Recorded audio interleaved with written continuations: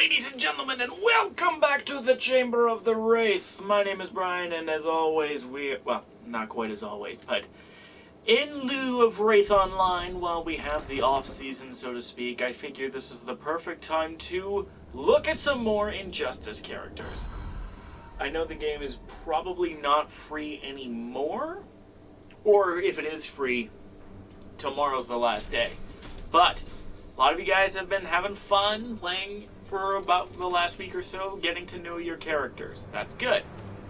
But we've missed a few characters since last we talked about them because we went through the heroes first, and I didn't actually do anybody on the villain side. So we did Zatanna and Scorpion, but that was the first round. Now, actually we also did the Joker. So now we're going to do Lex Luthor and Ares. The greediest man in the world Lex Luthor versus the God of War. Ares. These guys are going to be an interesting character set to deal with. And we're actually going to go to Wayne Manor, which is one of two stages that has two different versions of itself. So we have Wayne Manor Day and Wayne Manor Night. And we have the different versions of the Arkham Asylum. So this stage is exactly the same as Wayne Manor Night, so you get what you want there. Luthor is a big character because of his war suit. He doesn't move particularly fast and at walk speeds, but his dashes are deceptively reach a deceptively long distance. I don't believe he can air dash per se, but he does have a special move that'll touch on that. He has a unique normal called Skyfall, which is a high launcher that works particularly good as an anti-air or as a really close conversion into something like a Lance Blast, which we'll get into later.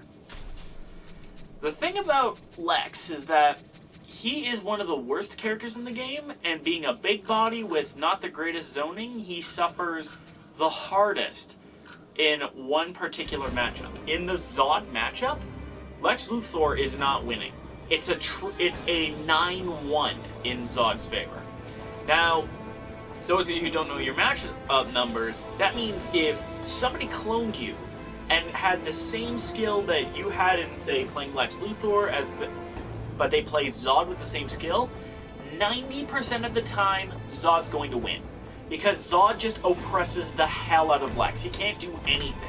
In fact, if I remember, I will try to link a video in the description showing it off, but showing off how ridiculous the matchup actually is, but that's possibly for another time. Criminal Mind comes off of a very fast mid. This is one of the few light attacks that's a true mid. So if Ares were to duck, let's set him to duck.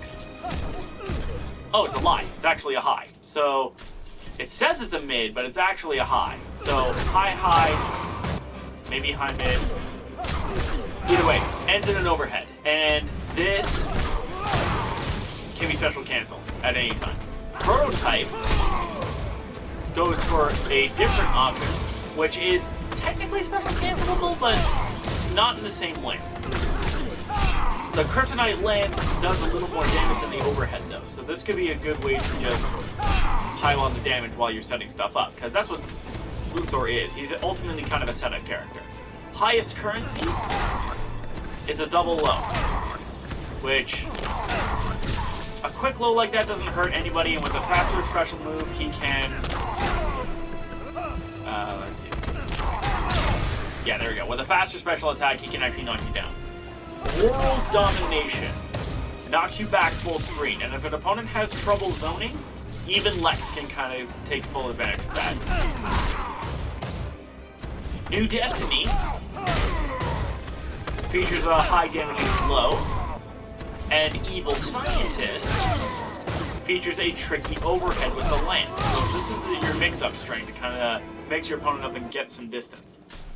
Next, we have his final string, Megalomania. Now this comes off of a so-called stun string. This is like Jason's 4-2 in Mortal Kombat X, but without the actual stun property. So The idea is that this is your high damage ender. You go for a combo, you stagger the opponent, so you get 36% for 2 bars, which is actually not that bad in this game. Because, if you notice, back 2 pops up,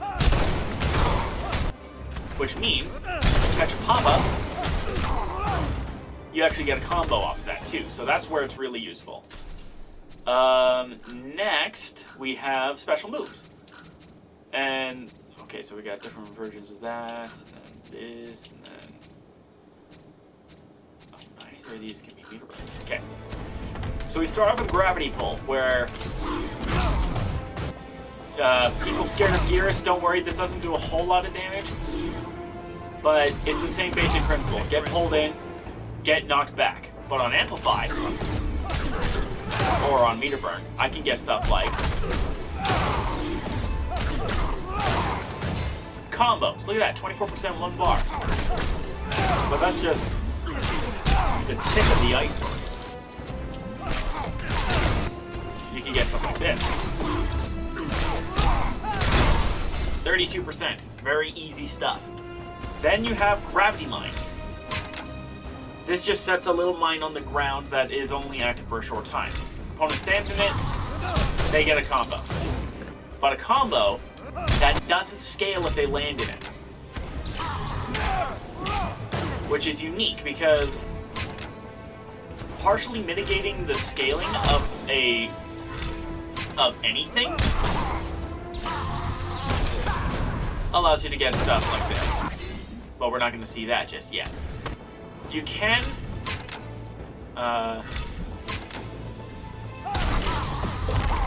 amplify when it lands in order to pop them up, but that's not necessary.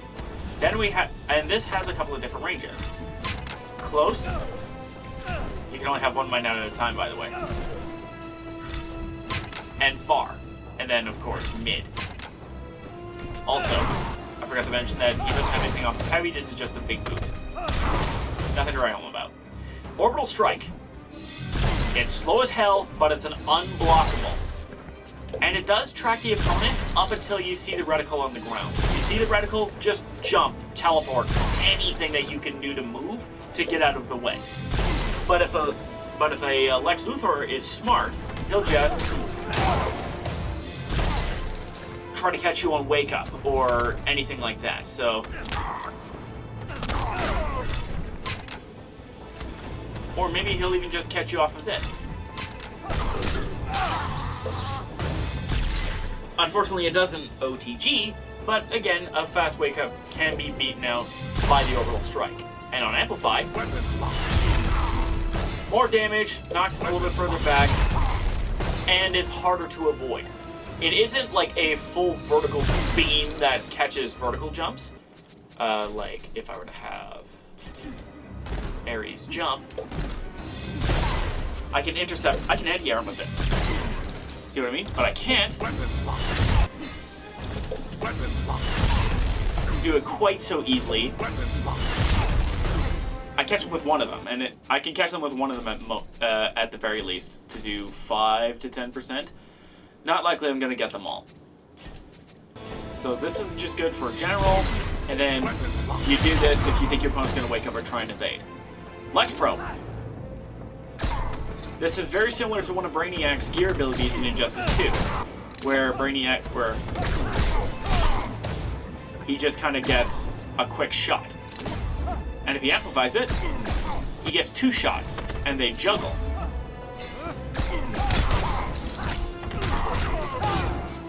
Not a whole lot of damage, but if you can set it up like this, or rather like this, so you get the idea. You do it on setup. You do it on setup to mess with your opponent.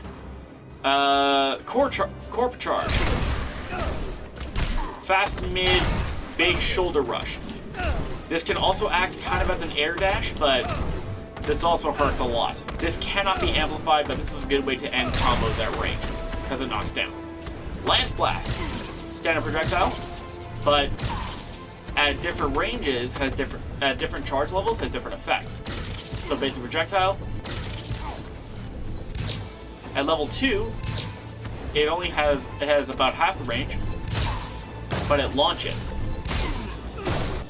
Potentially for a combo in the corner. I think it will.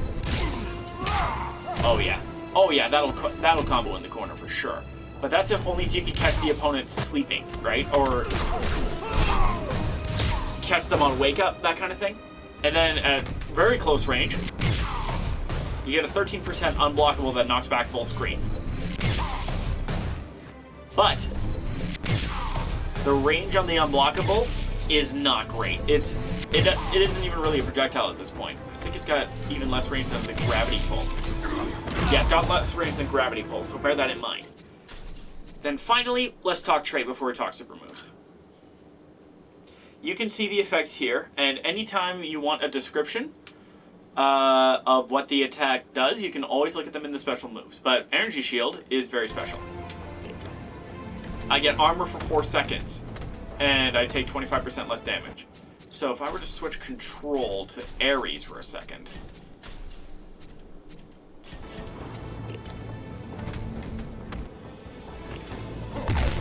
See, it slows him down, but it doesn't stop him. So I can do...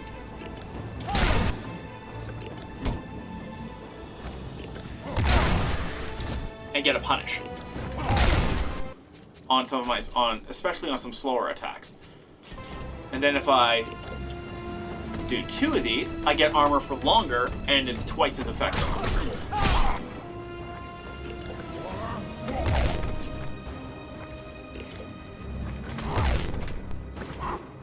And I believe this normally does 9.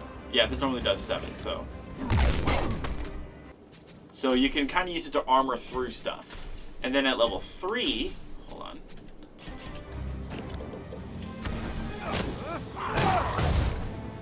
I get...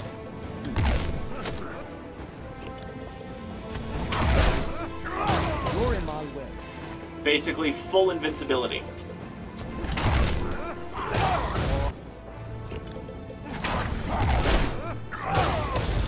See what I mean? That is actually not a bad trait. The only issue comes from the fact that any character that can armor pierce, i.e. Superman, completely counters this trait. And just punches right through it. So anything that can armor break, use that against Lex when he's got his shield up. Because otherwise for 11 seconds he's taking no damage and is punishing you for free. His super move is kind of unique. It's a lot like Sonya Blade's in Mortal Kombat 9 or Shiva's in Mortal Kombat 11. It's Punch Walk. If the 3rd hit connects, the 4th hit's guaranteed to land, and then you get big bada boom. Decent damage, 36%. Nothing to sneeze at. But let's say I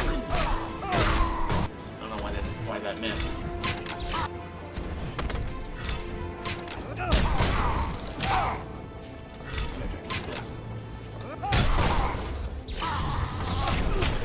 Yeah, just for a basic combo, because usually that will land, but for some reason it didn't.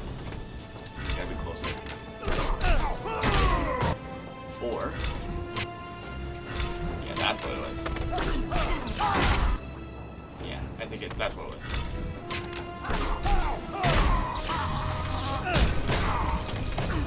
And then I could have done something off that, but I couldn't remember what.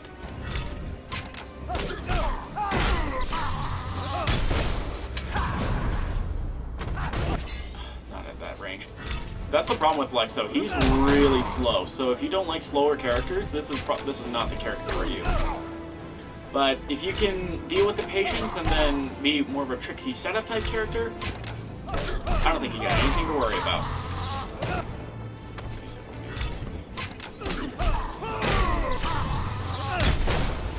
There it is. I had to dash him beforehand.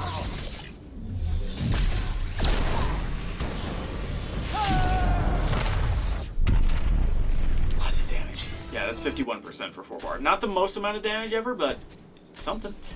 Definitely not going to say no to that. Now let's talk Ares. Ares is kind of a tricky character too, because he's got a lot of mobility options and a very interesting trait. that allows him many different options at different ranges.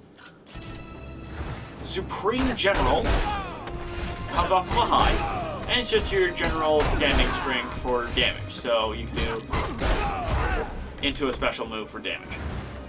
Honor the Gods launches. This does less damage, but you do get a combo off of it. Not the greatest combo in the world, but you get a combo off of it regardless. Olympian Might starts with a far-reaching mid that knocks back.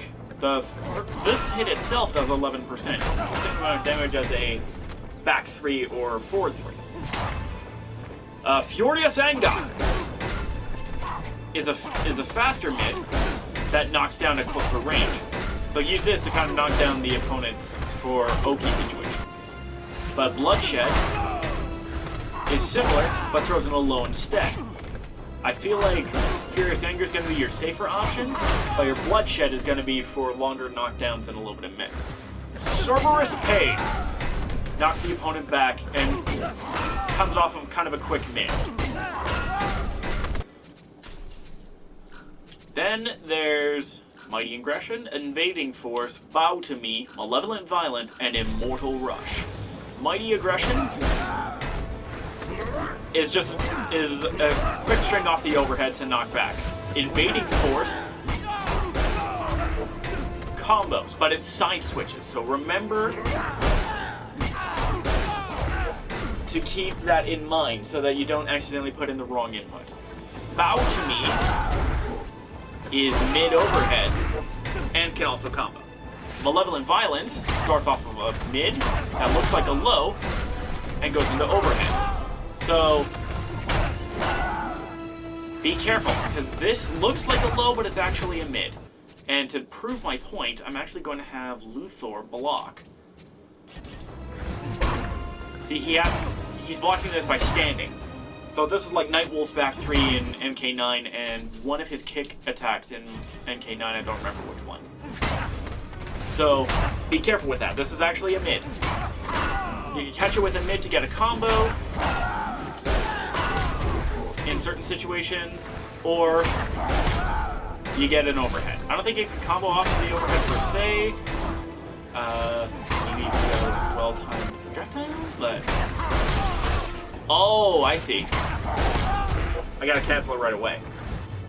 We'll get to that trait later. Phase Shifter. Godsmack. With its different ranges. Okay, so how many is that? 3? Because you've got multiple different warps. We'll start with Phase Shifter because I don't think it's particularly useful.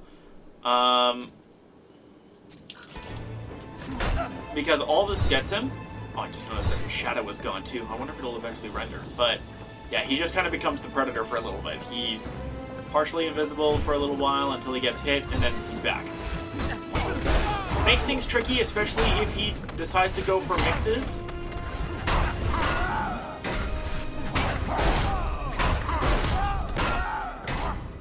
But nothing he really has is a true 50-50, so just be mindful of that.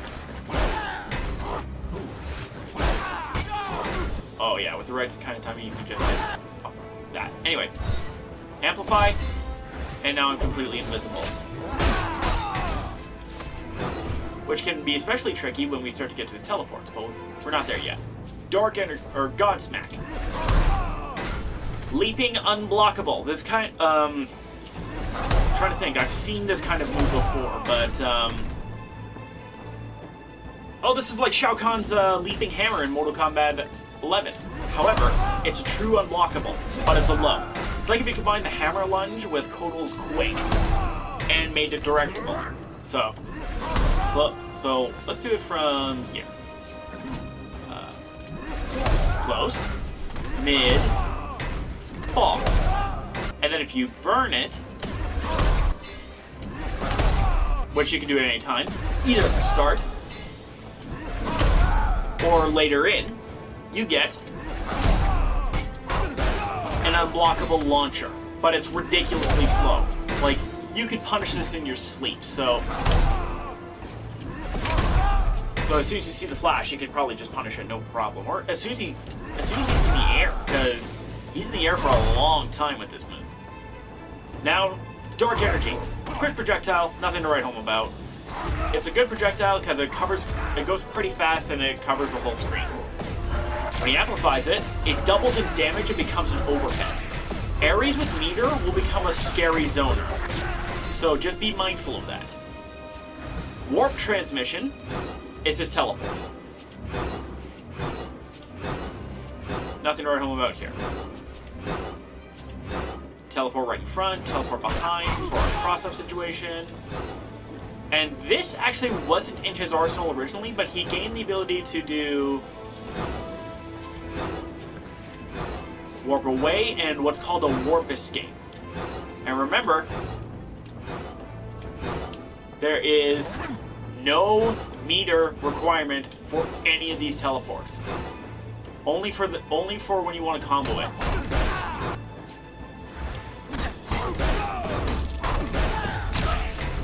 Only if you want to do a combo would be when you would need to use any kind of meter. So Ares' teleports, while not as immediately offensively scary as Scorpion's, is still really, really good. But now let's talk Weapons of War, and oh wow, there's a lot to talk about with Weapons of War. Which I don't even think I need to tag this. You have two different weapons that Ares can summon at any time. The sword and the axe. These each have their own effects and can be delayed at any time. So we have straight sword, downward sword, and rising sword. Straight sword, projectile. 9% damage, pretty high, but you lose your sword right away. Straight axe is similar, but it turns it into a mid and does more damage because of the axe hits. Downward sword is an overhead, so I can do this, right? I can do stuff like that in order to kind of just keep the opponent staggered. Or rising sword for a low launcher. Keep the opponent back. And then on straight axe, or I have downward axe, which knocks down, and rising axe, which launches for less damage. Initially. But you can get lots of hits off this. So this trait is pretty good for catching opponents with zoning, or if you say catch them at range or anything like that. This would be a good way to end your combo. Just remember that each weapon has its own recovery, just like Harley's hyenas in Injustice 2, because in Injustice 1 she has a completely different trait. So you can kind of throw in the axe, teleport around, throw the sword, and then your axe is already back pretty soon. Super move wise, he has, I believe, an overhead? Yeah, this is an overhead with 14 frames to start up after the animation here. Decent damage, hits overhead. But because it's kind of slow and Ares doesn't have the greatest launchers in the game, it would be tricky to land this. Also, Ares has great air normals. The only one that's kind of meh is his jumping heavy. But you're not using this too often. You're using straight fist for air to air or conversions on the ground, or the elbow for cross-ups, which can be pretty deep. Like, do you see that? See how deep that cross-up is? That gives him a 50-50 in the air, which is not something you want to deal with. So, although his back three doesn't have the greatest range in the game. Actually, do this one.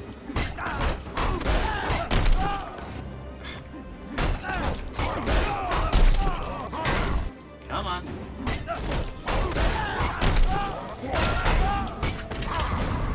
Catch him with this. Also can kind of anti-air. Anti-air? Anti-air. That's what I meant to say.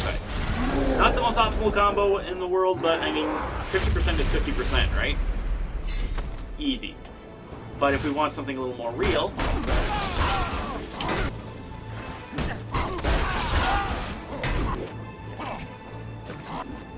Oh yeah, let's do that.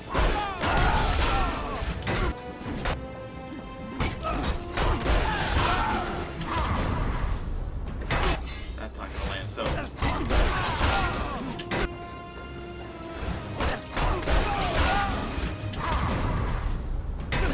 Never gonna connect. I swear that was gonna connect. Oh, maybe I need a little more oomph. I know what I mean. Maybe in the corner would be better, but you get the idea. You get the launcher.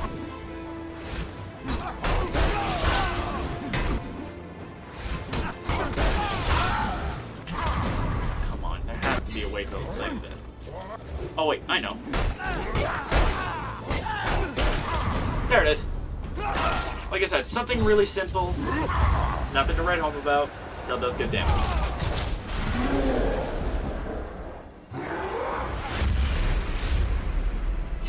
%. Didn't need the background bounce. Also, I didn't mention this. I haven't mentioned this yet, but both Ares and Lex Luthor are power characters, so they're throwing stuff at you. And actually, I believe I did the interactables here already. We did the fountain, the motorcycle, which gadget characters can ride on and run you over with, the car,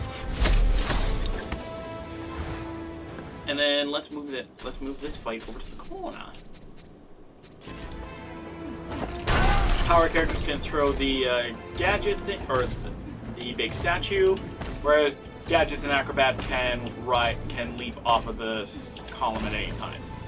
I don't believe Batman can slam people's heads into these, but I might do a separate video just showing off all of those unique interactables with the characters that can interact in those ways.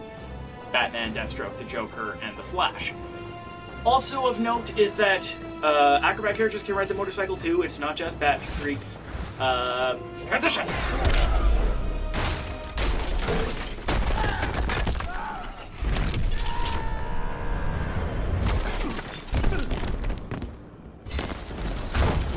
Now, inside the manor itself, you have a few different options. You have a piano that gadget and acrobat characters can spin then throw across the ground, or be lifted and slammed into opponents if you're a power character.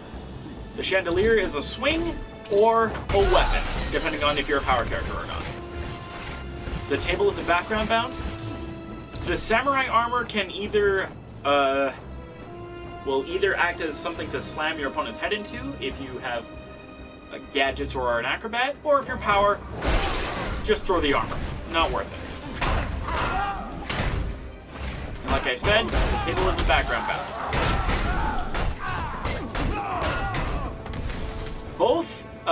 All characters can throw the chair in exactly the same way, and then this suit of armor, second verse same as the first with the other armor over there. Stage transition!